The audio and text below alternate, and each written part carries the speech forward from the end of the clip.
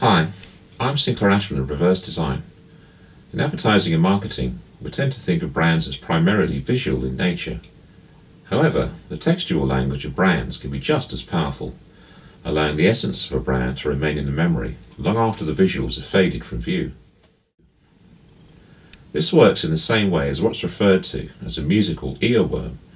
This is a song, often a rubbish one, that gets stuck in your head and refuses to leave. The difference is that in marketing, usually only the good ones are remembered. These can stay with us for a long time.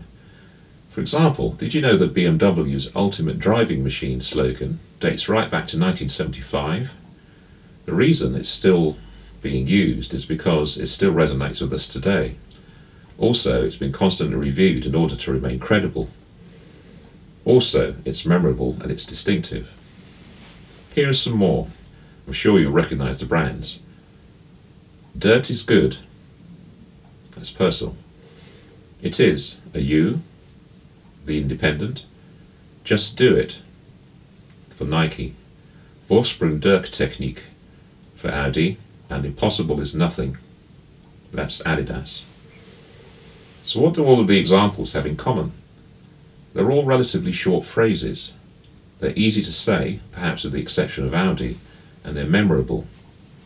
Most importantly, they harness the power of words to describe unique attitudes to the products or services being promoted, helping those companies to distinguish themselves from their competition. In the development of a distinctive brand language, catchy slogans and taglines are just one part of the story. Every headline and description that goes into creating a company's marketing collateral should support its market positioning. This is where product and service descriptions come in.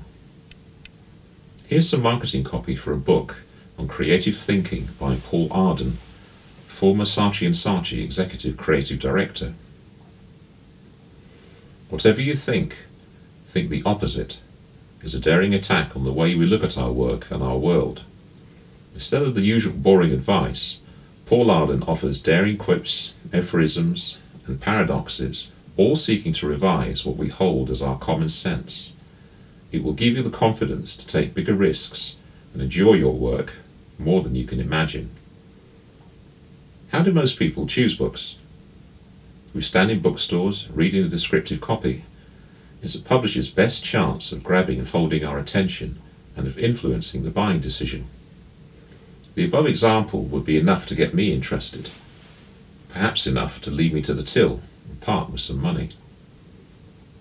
So what about copywriting in your own business? Bottom line is that it's all important, from your logo strapline to your marketing brochure to the tape that seals your product packaging. You should be using creative copywriting to tell your audiences what makes you special.